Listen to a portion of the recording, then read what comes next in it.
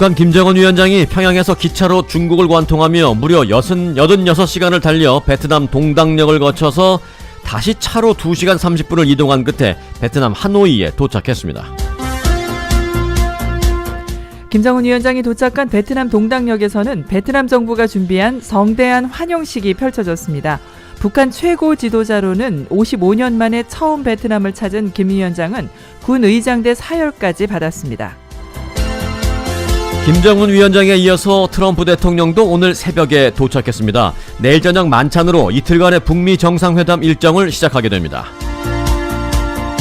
트럼프 대통령과 김정은 위원장은 1박 2일간의 회담 기간 동안 최소 5차례 이상 만나 대화를 이어갈 전망입니다. 양국 실무진들은 막바지 회담 전략을 검토하고 있습니다. 이번에도 김정은 위원장의 여동생 김여정이 존재감을 드러냈습니다. 직접 잿더리를 들고 오빠가 피던 담배꽁초를 받거나 누구보다 먼저 행사장 안전을 살피는 등 그림자 보좌를 하고 있습니다. 김정은 위원장이 타고 왔던 전용 열차는 중국으로 돌아간 것으로 확인됐습니다. 일정 지역에서 대기할 가능성도 있지만 귀국길에는 항공기를 이용할 수 있다는 분석이 제기됐습니다. 북미 간의 담판을 하루 앞둔 오늘 문재인 대통령은 독립유공자 묘역을 참배하고 백범 김구 기념관에서 국무회의도 열었습니다.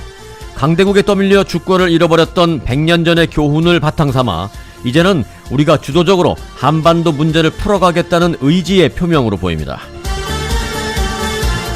LA 카운티 주택가격이 지난해 11월과 비교하면 단독주택은 평균 26,000달러, 콘도는 $10,000 하락했습니다. 캘스테이트 LA가 올 가을 학기부터 임팩트 캠퍼스로 전환을 추진하고 있습니다.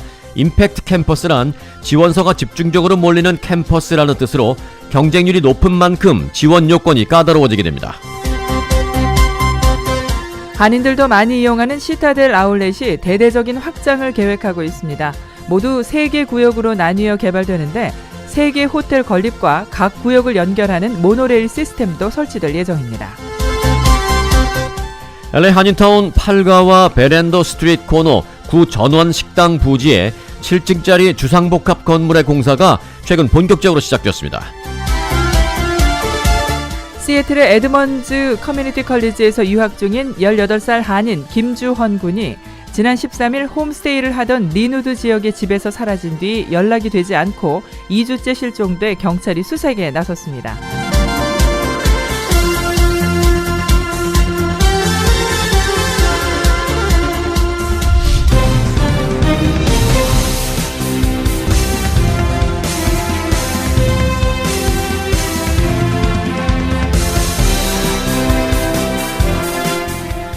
여러분 안녕하십니까, 송봉후입니다.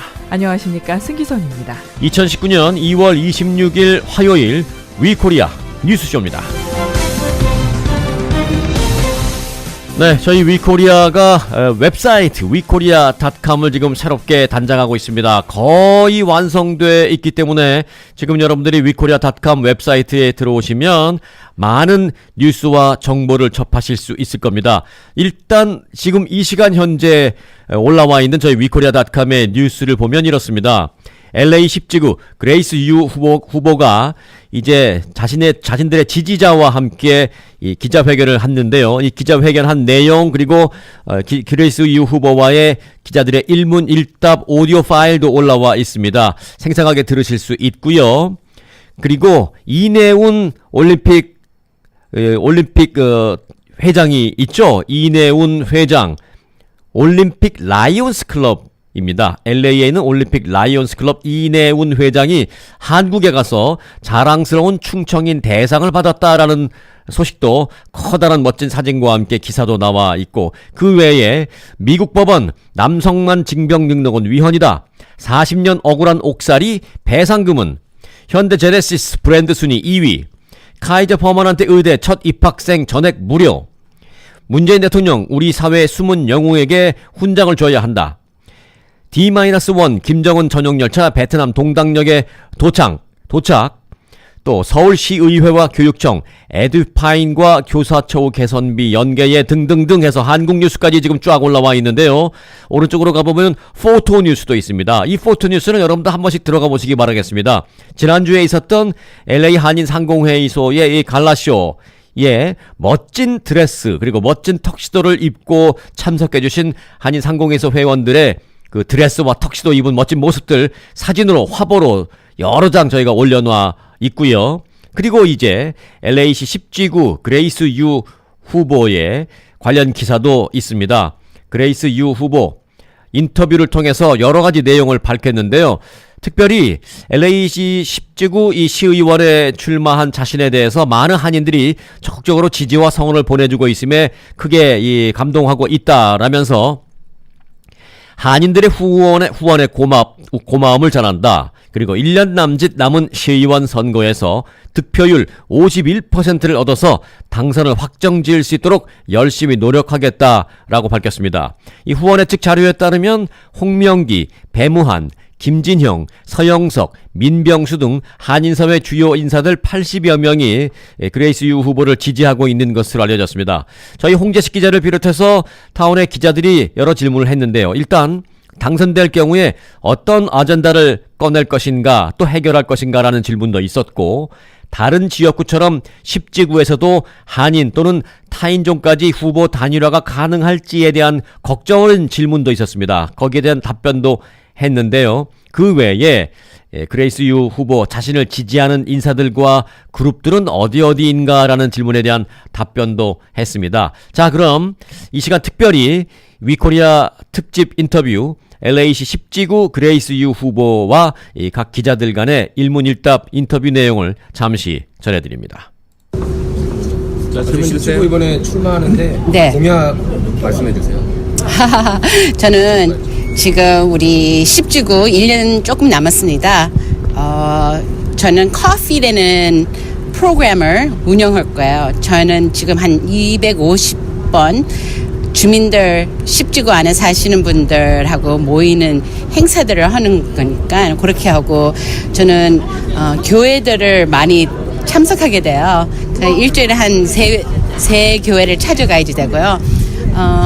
지금 제가 흑인교회를 한 1년 동안 다니고 있었어요. 그래서 저를 친절하게 봐주고 저를 알아주고 도와준다고 커피도 해준다고 그런 거에 대해서 저는 기쁘게 생각하고 이거는 뭐 저 혼자가 아니라는 건 알고 많은 분들이 도와줘서 저는 기분이 좋고 이번엔 당선되는 느낌이 있으면서 열심히 뜁니다.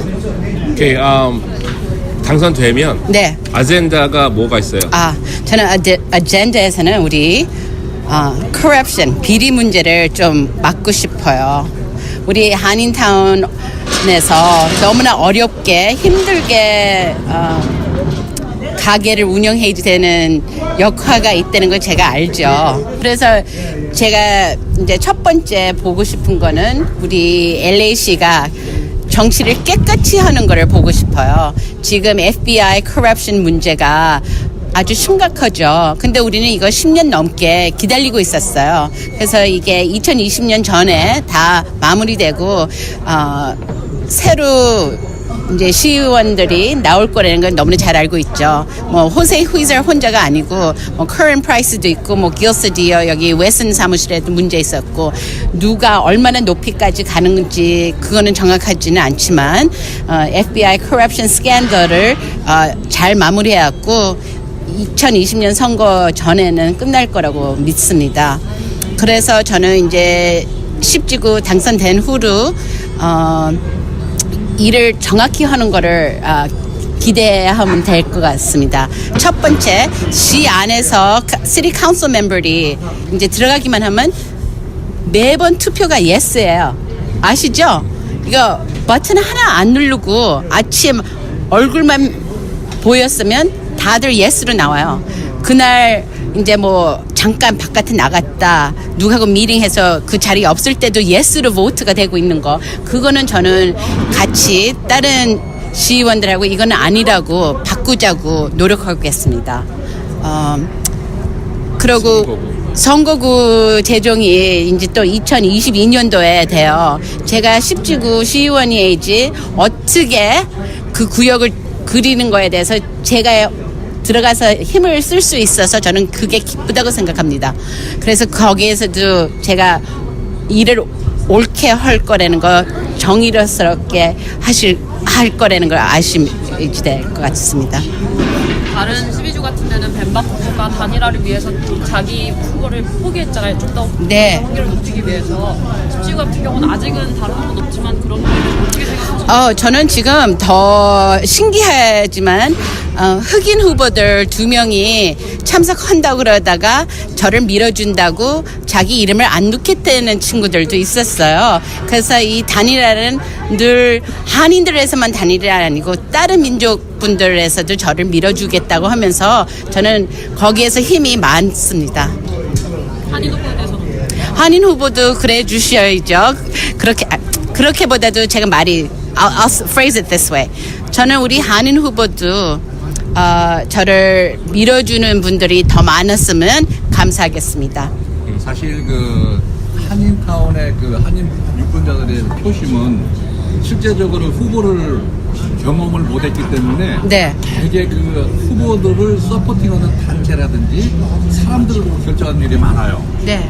지금 현재 그레스의 그 후보자의 그 서포팅하는 단체라든지 네. 주류사회의 그런 그 인사들 네. 그런 사람들 대체적으로 밝힐 수 있어요. 인도스맨. 그렇죠. 지금까지는 전 시의원분들 버나드 파크스 시의원이 저를 밀어주고요. 지금 스테이트 어셈블리 그 워런 풀턴이라고 여기 정치 50년 넘게 일하신 분이에요. 그분도 저를 지지해주고 마이크 헌다 컨그레스맨도 예스 벌써 해줬고요. 저는 마크 터카너하고도 오랫동안 일했으니까 그 친구도 이제 설득하려고 그러고 세너터 데이비드 로버트라고 세네트에서 의장 자리 맡으신 분도 벌써 서포트 받았고요. 여기 써니 파크, 부에나 파크에서도 시의원이 밀어준다고 얘기했었습니다. 지금까지. 그리고 몇 명 더 지금 연락하고 통화하고 있습니다. 아닌 단체들은 비영리 단체들은 이렇게 서포트 한다는 말이 없어요. 할 수 없으니까 법을 지키려면 그럴 수가 없어요. 그렇지만 이 한인 단체 많은 단체 님들이 저를 밀어주는 거는 개인으로 하고 있습니다. 한마디만 더 여쭤볼게요. 저는 마크 리드리 토마스라는 정말 큰 컴피티터가 있는데 네. 이렇게 여쭤보면 되겠지만 possibility 싸움에서 네. what are you gonna say? 저는 마크 릴리 토마스하고 싸운다는 것보다도 지금 새로운 미래를 사람들이 기대하고 있습니다. 그 25년, 30년 동안 정치한 분은 손이 깨끗이 않다고 판단하는 사람들이 많아요. 지금은 이제 미투 문제서부터 이 비리 문제가 너무나 심각해져 갖고 다 깨끗한 거를 찾습니다. 그리고 여자 후보들이 인기예요. 그래서 저는 2020년도에 좋은 결과 나오는 거 기다립니다.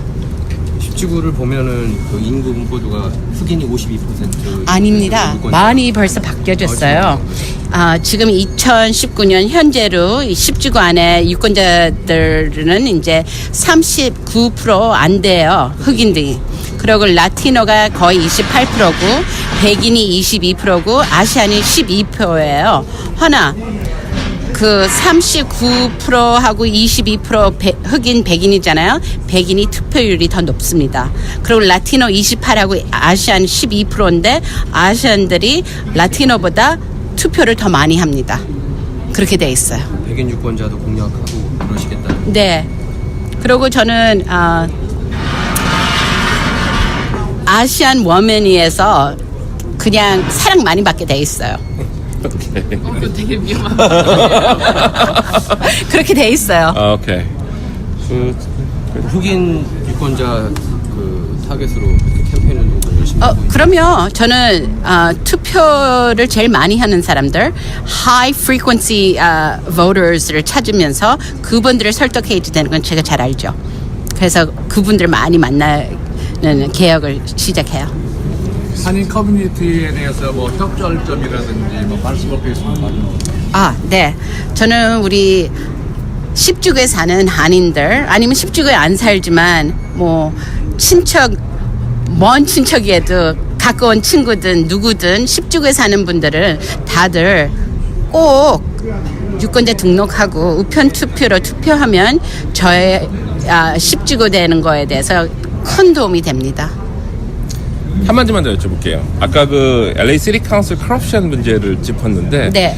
제가 봤을 때 한인 코리안 커뮤니티 커럽션에서는 그렇게 크게 뭐 이렇게 깨끗하다고는 얘기를 못할 것 같다는 생각이 들어요. 한인 사회는 깨끗하지 한인 않아요. 사회가. 한인 사회가. 네, some of people like related to, you know, the city council in terms of the corruption. 그러니까 저는 우리 한인들이 이 커럽션 문제 들어가 있을까? 몰라도 그런 분들도 있을 거예요. 많지 않았으면 저는 그렇게 생각하죠.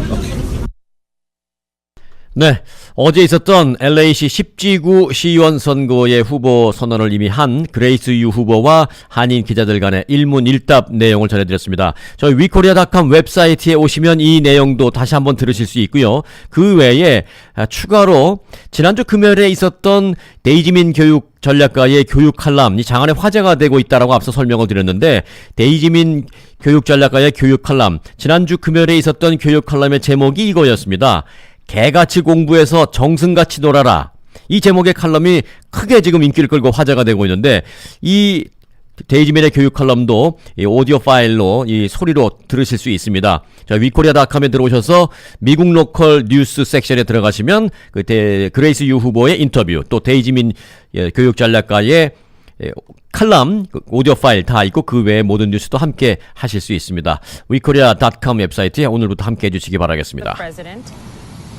He's just landed in Hanoi, and he is about to walk down the steps off Air Force One. We'll see, Dana, it's going to be interesting to see who he is greeted by here.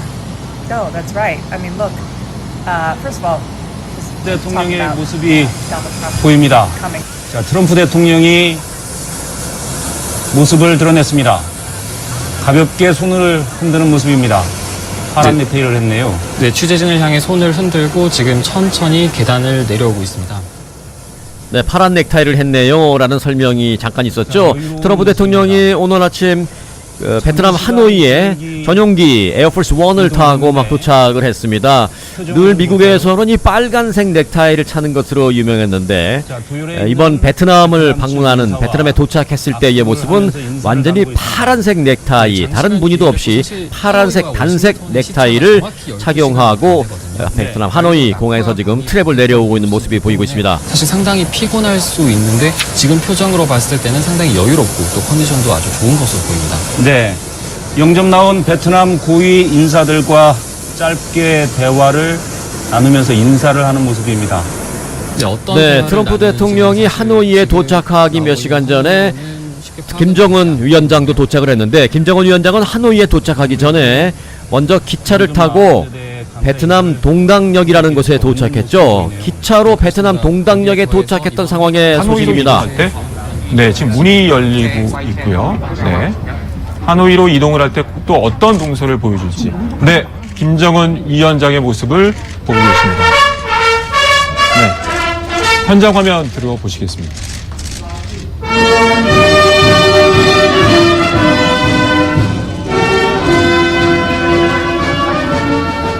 네, 베트남 동당역 열차에서 레드카펫을 밟고 내려오니까 베트남 측 고위급 인사들이 영접을 하고 있습니다. 통역을 통해서 인사를 서로 나누고 있고요.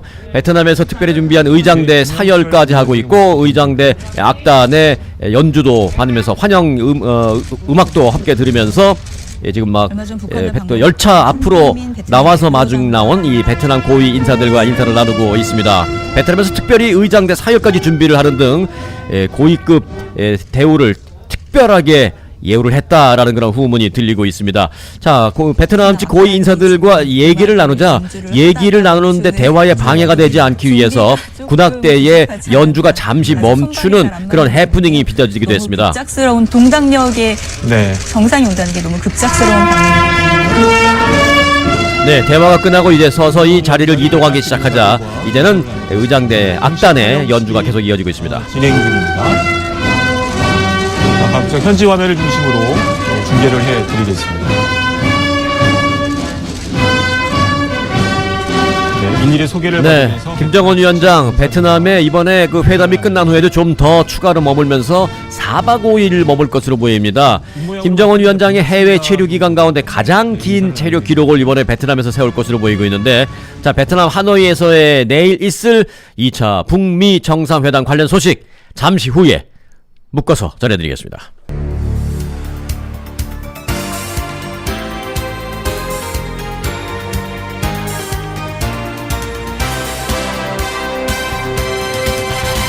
(2019년 2월 26일) 화요일 위코리아 뉴스쇼 함께하고 계십니다.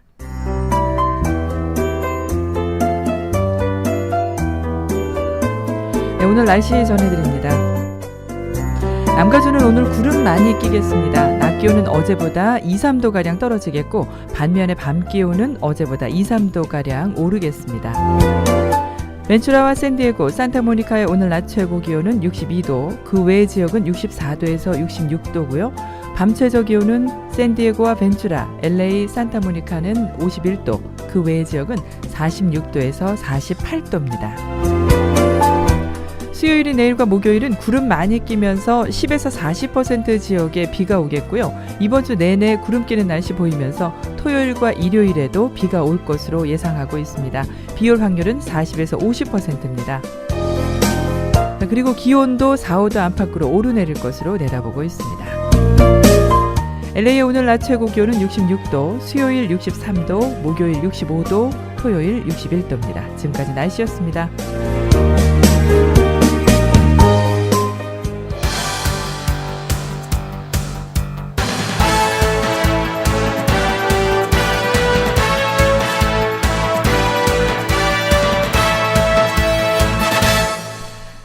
네, 제2차 북미 정상회담 관련 소식으로 이어드리겠습니다. 트럼프 대통령과 김정은 위원장의 2차 북미 정상회담이 내일 시작됩니다. 이제 두 정상이 언제 어떤 식으로 만나게 될지에 관심이 쏠리는데요. 양국 정상은 최소 5차례 만나서 대화를 이어갈 것으로 보입니다. 하노이 2차 북미 정상회담은 내일 저녁 두 정상 간의 1대1 만남으로 시작됩니다. 미 백악관 대변인은 트럼프 대통령이 내일 저녁 김정은 위원장과 간단한 단독회담 및 환담에 이어 친교 만찬을 갖는다고 밝혔습니다. 두 정상이 함께 저녁 식사를 하는 건 이번이 처음입니다. 만찬 장소로는 하노이 오페라 하우스가 유력합니다. 삼엄한 경호 속에 공연이 열릴 것이라는 말도 있어 두 정상이 문화 공연을 함께 관람할 수 있다는 관측도 나옵니다.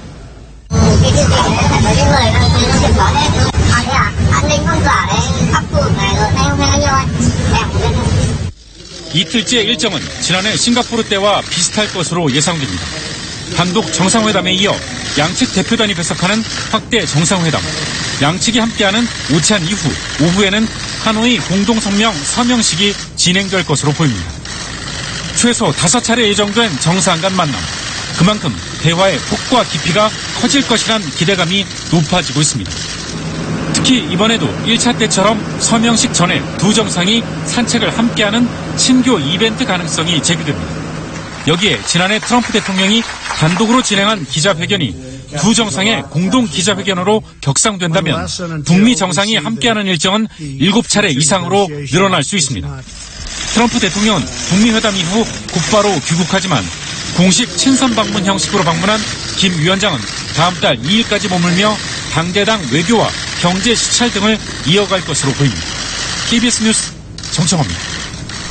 네, 회담이 임박하면서 합의문에 어떤 내용이 담길지 관심이 커지고 있습니다. 북미 양측은 상당 부분 의견 접근을 이룬 것으로 전해지고 있죠. 공동 합의문 문구는 두 정상의 단독 회담에서 결론 날 것으로 보입니다.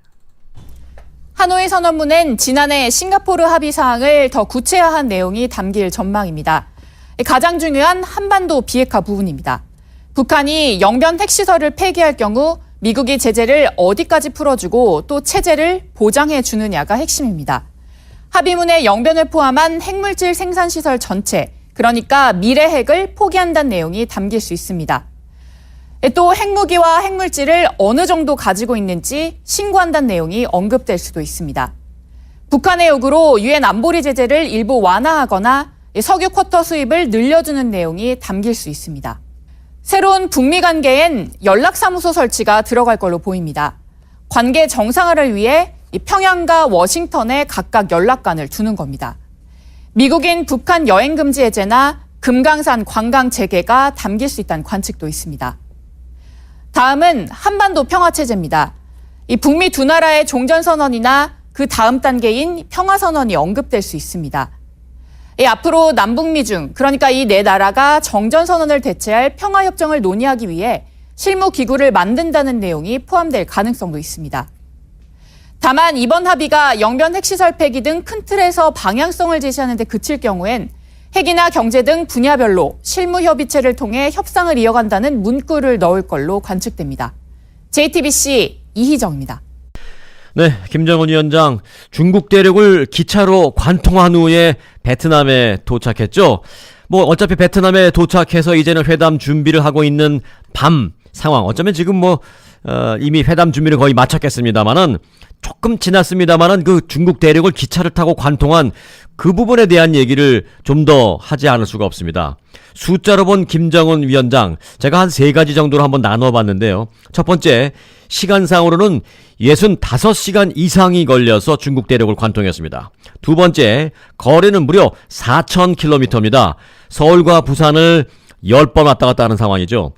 그리고 세 번째, 중국인 약 90만 명이 동원이 돼서 이 경호나 여러 가지 모든 일들을 다 치루어냈다고 합니다.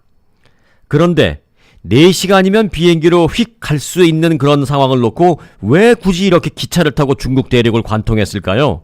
또 중국은 90만 명이 되는 그 주민들의 불편이 뻔한데도 철로를 왜 내주었을까요? 여전히 남는 궁금증, 그 이유를 들여다보겠습니다. 꼬박 사흘간의 긴 여정 끝에 특별열차가 베트남 동당역에 도착합니다. 23일 오후 평양을 출발해 중국 대륙을 사실상 종단한 4,000km 대장정 65시간이나 걸렸습니다. 4시간이면 가는 비행기를 왜 마다했을까? 선대의 자취 따라 정통성을 과시하고 뒷배 중국을 보여주는 포석이라는 해석이 지배적입니다. 이유야 어찌됐든 이번 여정으로 김 위원장은 오랫동안 자리를 비워도 체제에는 문제가 없다는 걸 보여주는 효과는 챙길 듯합니다. 열차가 지날 때마다 다리 아래 도로도 모두 차단합니다. 양을 키우는 목동이라고 해서 예외가 아닙니다. 중국 당국의 지나칠 정도의 경호에 시민들은 불만을 쏟아냈습니다. 춘절 특별 운송기간인데다 학교 개학까지 겹쳐 불편이 더 컸습니다. 越南乘朝方专列过境中国赴越南出席第2次朝美首脑会晤，提供了交通保障。 중국은 또 왜 이런 불편을 감수했을까? 전통 우방 관계에서 북한 요청을 거절하기 어려웠다. 또 중국 역시 북한 핵 문제는 풀어야 할 숙제라는 해석이 많습니다. 트럼프 대통령도 북미 회담에 시진핑 주석의 도움이 컸다고 밝히기도 했습니다. 김정은 위원장이 회담을 마치고 중국 경제 시찰을 하면서 돌아가는 것 아니냐 이런저런 말이 많지만 이곳에선 다음 달 중국 연중 최대 정치 행사 양회가 열리기 때문에 베이징으로 직행해 시진핑 주석만 만나고 귀국할 것이라는 관측이 지배적입니다. 베이징에서 KBS 뉴스 안양봉입니다. 네, 앞서 말씀드렸습니다마는 김정은 위원장은 비행기로 4시간이면 갈 거리를 65시간 넘게 2박 3일 동안 기차를 타고 베트남에 도착을 했습니다. 그만큼 자신의 전용 열차 1호 열차에 대한 애착도 있다라고 볼 수 있을 텐데요. 그러면 김정은 위원장의 그 전용 열차는 내부가 어떻게 생겼을까요? 구석구석을 좀 알아보겠습니다. 평양을 떠나 베트남으로 향하는 김정은 위원장이 전용 열차에 올라 손을 흔듭니다. 김 위원장 뒤로 객차에 재원이 눈에 띕니다. 한 양의 길이는 24.4m, KTX 객차보다는 길고 새마을호와 비슷합니다. 객차의 무게는 57톤, 새마을호보다 10여 톤 더 나가는데 각종 설비가 추가됐기 때문으로 보입니다. 하중이 3.6톤이라는 건 몸무게 60kg인 성인 60명을 태울 수 있다는 뜻입니다. 객차 상단에는 통신 장비로 추정되는 안테나가 보입니다. 객차 내부 집무실에는 푹신한 소파가 줄지어 설치돼 있고 벽걸이 TV와 통신 장비도 있습니다. 철저한 보안은 기본, 객차 아래에는 두꺼운 철판을 덧대 폭발의 충격을 견딜 수 있도록 했습니다. 김일성 주석을 시작으로 북한의 지도자들은 대대로 전용 열차를 집무실로 꾸며 애용해왔습니다. 김정일 위원장 당시 기록을 보면 노래방 기기에 와인, 고급 음식을 열차 내에서 즐길 수 있었다고 적혀 있습니다. 김일성이나 김정일이나 김정은도 이동의 안전성, 그다음에 안정성, 정시성, 쾌적성 이런 것이 철도만한 게 없기 때문에 그런 거죠. 다만 전용 열차가 북한 국경을 넘어서면 신호체계 변경 등의 이유로 기관차를 교체해야 합니다. 이에 따라 이번에도 중국 땅에 들어서면서부터 중국의 둥펑 기관차가 전용 열차를 이끌었습니다. 다만 핑샹을 지날 때와 동당역에 도착할 때 기관차 색깔이 달라진 것을 감안할 때 도중에 기관차가 교체됐고 이 때문에 도착도 1시간 정도 늦어진 것으로 보입니다. KBS 뉴스 이철호입니다. 네, 이번에도 김정은 국무위원장의 동생 김여정은 김 위원장 곁에서 존재감을 드러냈습니다. 김정은 위원장이 열차에서 내리기 전에도 가장 먼저 나와서 바깥 상황을 살폈는데요. 직접 재떨이를 들고 오빠가 피던 담배꽁초를 받거나 누구보다 먼저 행사장 안전을 살피는 등 이른바 김 위원장의 철통 경호에 분주한 모습이었습니다. 어둠이 짙게 깔린 승강장에 멈춰선 기차 주변으로 김정은 위원장의 모습이 보입니다. 수행원들과 얘기를 나누는 김 위원장. 현송월 삼지연 관현악단장도 단원들로 추정되는 인물들과 대화를 나눕니다. 오랜 여행에 지친 듯 김 위원장이 담배를 피우자 그 옆으로 동생 김여정 제1부부장이 잿더리를 들고 다가서고 김 위원장은 여동생이 들고 온 잿더리에 담배꽁초를 끕니다. 평양을 떠나 사흘 만에 베트남에 도착한 김정은 위원장의 1호 열차. 문이 열리자 역시 김여정 제1부부장이 먼저 내려 행사장을 점검합니다. 이렇듯 베트남 방문에서도 김여정 제1부부장은 또다시 오빠인 김정은 위원장 곁을 지키며 존재감을 과시했습니다. 김 위원장과 관련된 일이라면 자신보다 서열이 높고 연로한 당 간부들을 거리낌 없이 앞서갑니다. 김여정 제1부부장은 평양을 떠날 때도 김 위원장과 같은 차에서 내리는 등 밀착 의전을 수행했습니다. 조선노동당 중앙위원회 정치국 후보위원이며 당 중앙위원회 제1부부장인 김여정 동지, 의무송 부상 최선희 동지와 당 중앙위원회 조선민주주의인민공화국 국무위원회 성원들이 함께 떠났습니다. 김정은 위원장이 국제무대의 모습을 드러낼 때면 항상 곁에 있던 김여정 제1부부장. 그 역할은 하노이 정상회담에서도 이어질 것으로 예상됩니다. KBS 뉴스 박경호입니다. 네, 이런 가운데 2차 북미 정상회담 개최국인 베트남은 현지에서 회담을 여는데 필요한 비용의 상당 부분을 부담할 것으로 보입니다. 회담 당사국은 아니지만 국가 홍보 효과를 기대하고 적지 않은 비용을 내는 것이죠. 실제로 지난해 싱가포르에서 개최된 1차 정상회담에 비춰봤을 때 가격 대비 성능, 이른바 가성비를 고려하면 손해보다 이익이 더 클 수 있다는 분석입니다. 지난 1차 북미 정상회담에서 싱가포르 정부가 부담한 비용은 약 133억 원입니다.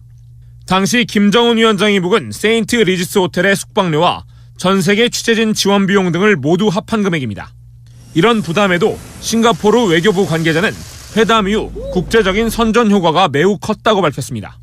미디어 정보 분석 회사인 멜트워터는 싱가포르가 북미 정상회담 개최로 약 6,300억 원에 달하는 광고 효과를 누렸다는 분석을 내놓기도 했습니다. 개최 비용의 40배가 넘는 경제적 이득을 봤던 겁니다.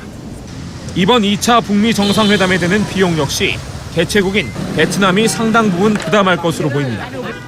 김 위원장과 북한 대표단의 체류비와 경비비, 교통통제 등 치안 유지 비용이 포함될 것으로 예상됩니다.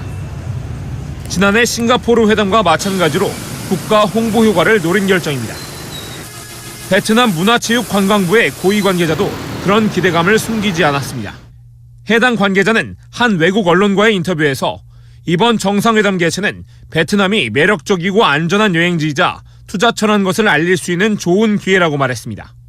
남해 잔치에 집을 빌려주는 모양새지만 경제문화적 파급력 등을 고려하면 오히려 남는 장사라는 분석입니다. JTBC 박준우입니다. 한편 김정은 위원장이 머물게 될 하노이 멜리아 호텔에 대한 관심도 뜨거웠습니다. 이른 아침부터 환영 인파로 붐벼서 호텔 일대 보안이 크게 강화됐습니다. 김 위원장은 이 호텔에서 가장 넓은 스위트룸에 짐을 푼 것으로 전해집니다. 하노이 시내가 한눈에 들어오는 꼭대기층입니다. 하노이 멜리아 호텔 스위트룸입니다. 널찍한 침실과 욕실이 눈에 띕니다. 하얀 커튼을 열면 하노이 시내가 한눈에 들어옵니다. 호텔 직원들이 김 위원장의 방문을 앞두고 방 곳곳을 청소하는 모습입니다. 일반 객실 2-3개를 합친 크기로 이 호텔에서 가장 넓은 방입니다. 바와 응접실도 갖추고 있습니다. 김 위원장은 북미 회담 기간에 이곳에 머물며 휴식을 취할 예정으로 알려졌습니다. 호텔 앞은 김 위원장 환영 인파로 종일 붐볐습니다. 이른 아침부터 김 위원장을 기다린 시민들은 저마다 휴대폰에 역사적인 순간을 담았습니다. 김 위원장이 호텔에 도착한 당시엔 투숙객들조차 방에서 나오지 못하게 통제할 정도로 보안이 강화됐습니다. 호텔 앞 도로는 전면 통제됐고 좌우 수십 미터 일대가 철제 펜스로 가로막혔습니다. 근처 식당은 보안 문제를 이유로 이번 주 장사를 쉰다는 안내문을 내걸기도 했습니다. 회담장이 꾸려진 메트로폴 호텔과 차로 10분 거리에 있는 김 위원장 숙소 일대는 기대감과 긴장감이 엇갈리고 있습니다. JTBC 임지수입니다.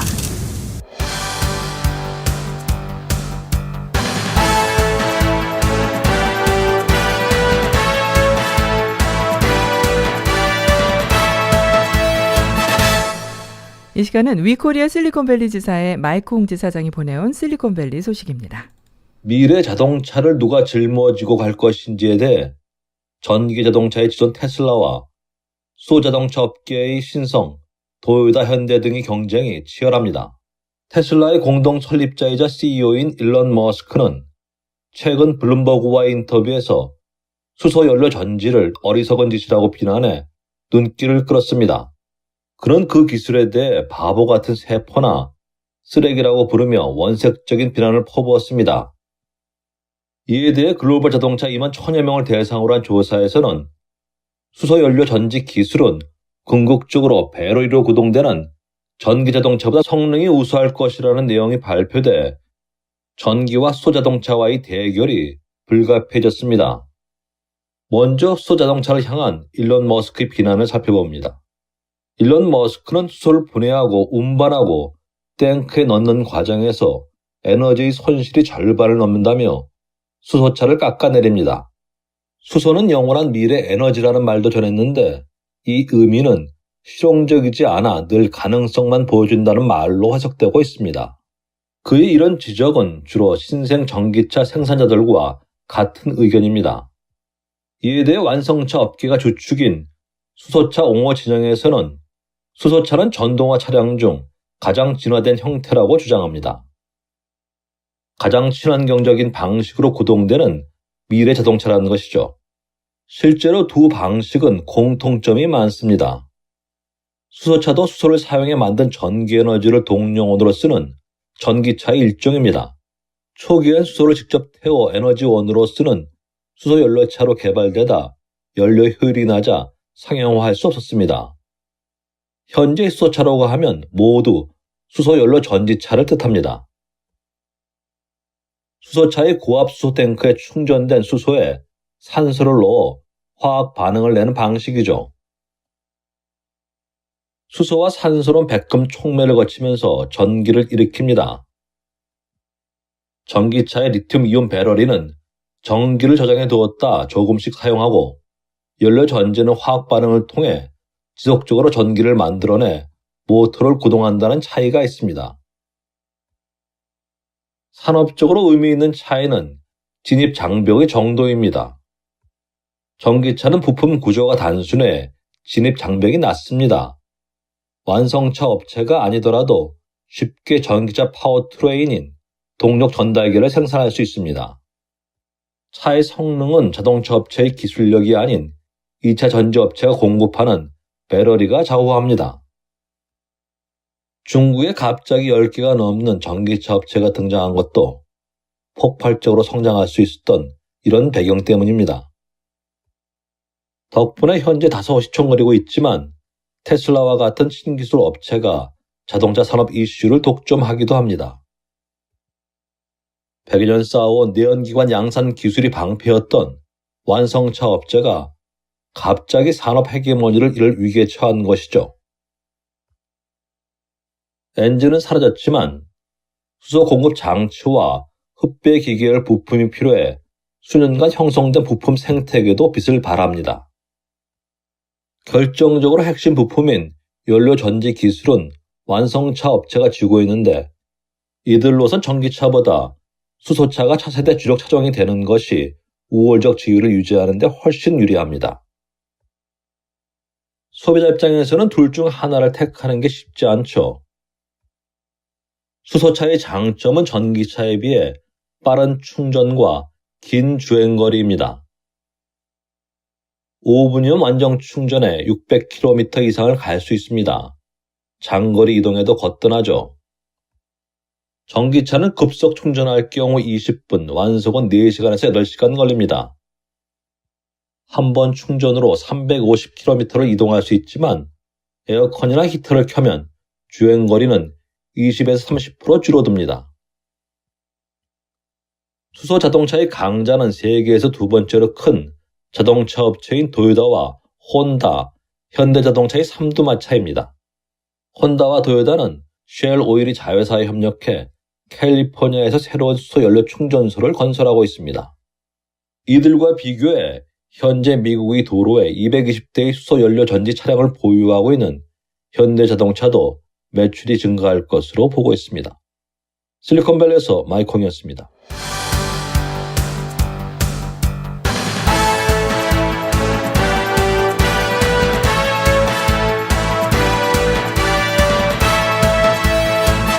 구십조 돌아옵니다. You've probably been blown around by those strong, gusty winds, but they're not only wreaking havoc here in our area. Check this video out from Ontario, Canada.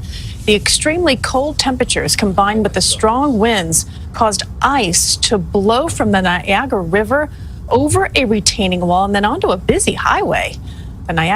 네, 엄청나게 추운 미국과 캐나다의 접경지역 나야가라 폴, 나야가라 폭포 인근인데요. 아이스가 쏟아져 들어온다는 얘기 잠깐 전에 들으셨죠? 아이스가 쏟아져 들어온다. 파도가 치는 게 아니라 아이스가 쓰나미처럼 해안가로 밀려들고 있습니다. Niagara Parks Police Service, Niagara River over a retaining wall and then onto a busy highway. Combined with the strong winds caused ice to blow from the Niagara River. 네, 아이스가 blow한다 from Niagara River. 아이스가 나야가라 폭포에서부터 날라 밀려 들어오고 있다라는 소위 아이스 쓰나미가 지금 문제가 되고 있습니다. 강추위로 얼어붙었던 미국 5대호 일원 그리고 나야가라 폭포 일대에 얼음벽이 밀려오면서 주민들이 대피하는 소동이 일고 있습니다. 평소 같으면 잔잔하게 파도가 칠 터인데 파도가 아니라 얼음 덩어리들이 계속해서 밀려오면서 쌓이고 또 쌓이고 또 그렇게 벽 높이 이상으로 쌓인 얼음 덩어리가 해안 안쪽으로 밀려 들어오는 소위 아이스 쓰나미가 일고 있습니다. 시속 100km가 넘는 강풍까지 몰아치면서 이 떠다니던 얼음 덩어리들이 높은 벽을 쌓은 채 해안 안가로 밀려 들어온 것입니다. 후버비치 일대 주민들에게 바로 대피 권고가 내려졌고 캐나다 리버 파크웨이 등에는 통행 금지령이 내려졌습니다. 얼마나 추운지를 알 수 있는 상황이 연출되고 있습니다. Police Service posted this video onto Facebook asking drivers to be cautious of what almost looks like a small avalanche. Doesn't matter what you are or who you are, the wind will blow you over today. It's been that kind of day. 유명 탤런트 손지창 씨가 전기차 업체 테슬라를 상대로 제기한 소송 관련 히어링 공청회가 진행될 예정이어서 주목됩니다. 손 씨의 법률 대리인에 따르면 테슬라 측은 소송이 접수된 산타아나 연방지법에 손 씨 측의 주장 일부를 제외해 줄 것을 요구하는 모션을 제기했으며 4월 1일로 히어링이 잡혀 있습니다. 테슬라 측 법률 대리인인 샤리스 렉스 피세는 원고인 손 씨 측이 제시한 요구사항 중에 거짓 광고, 보증 결함, 중상, 명예훼손에 관해서는 기각해 줄 것을 법원에 요청하고 있습니다. 손 씨는 지난 2016년 9월 오렌지 카운티의 집 차고에서 테슬라 모델 X의 아들을 태우고 귀가하다가 급발진 사고를 당했다며 그해 12월 30일 비슷한 사고를 당한 다른 원고 6명과 함께 피해 보상 소송을 제기했습니다. 사고 당시 손 씨의 테슬라 차량은 거실 벽을 들이받고 멈췄고 동승했던 아들이 부상을 입은 것으로 알려졌습니다. 손 씨는 집단 소송에서 차량 결함 가능성과 허위 광고로 인한 부당이득 등 12개 항목에 걸쳐 테슬라가 소비자 권리를 침해했다며 보상을 요구했습니다. 하지만 이후 소송에서 다른 원고들이 테슬라 측과 합의를 보면서 손 씨는 지난해 12월 집단 소송을 취하하고 지난 1월 7일 개인 소송으로 전환했습니다.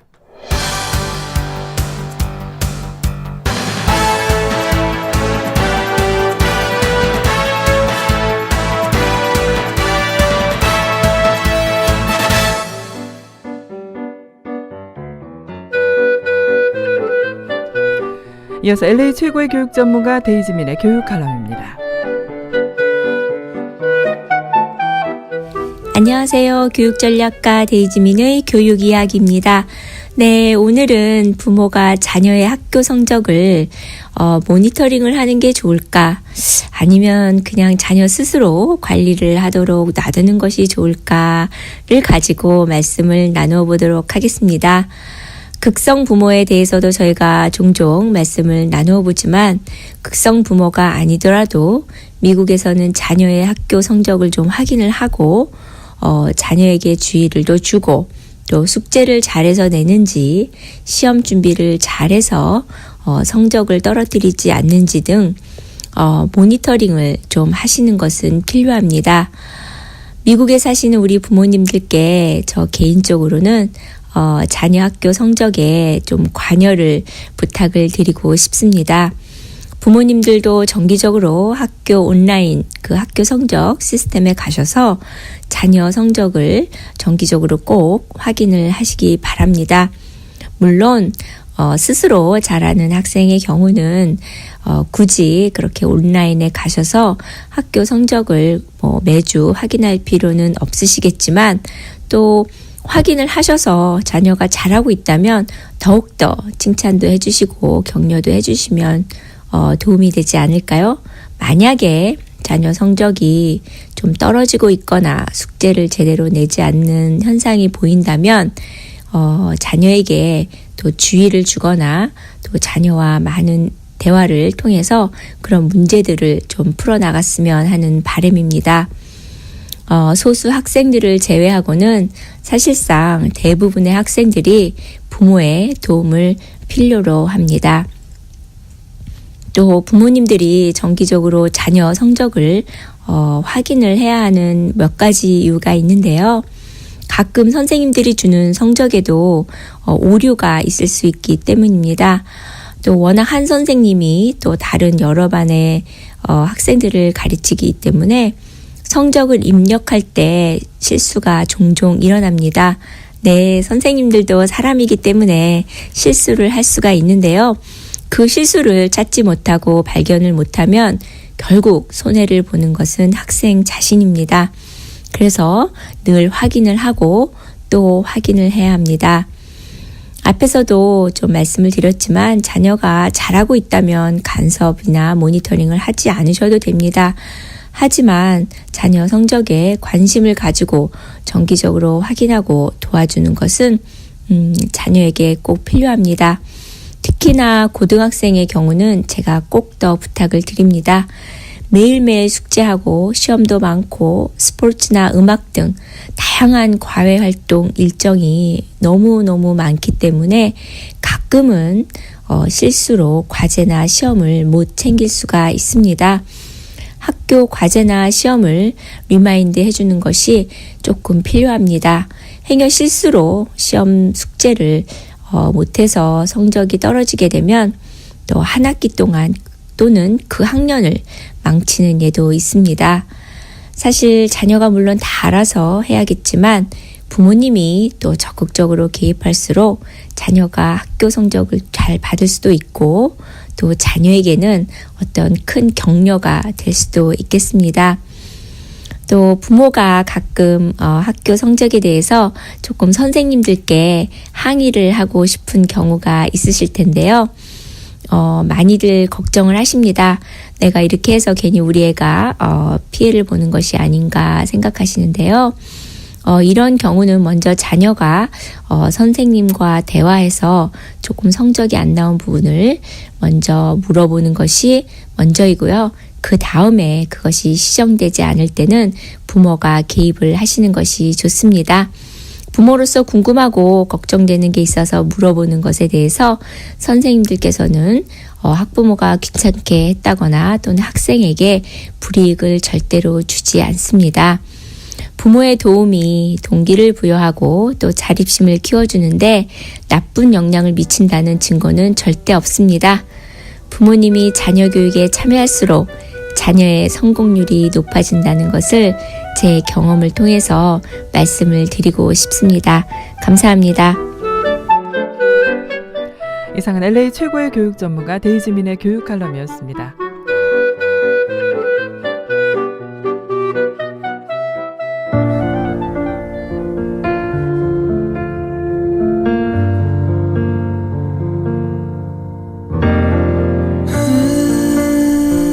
네, 지금까지 진행의 승기선, 송봉우였습니다. 고맙습니다.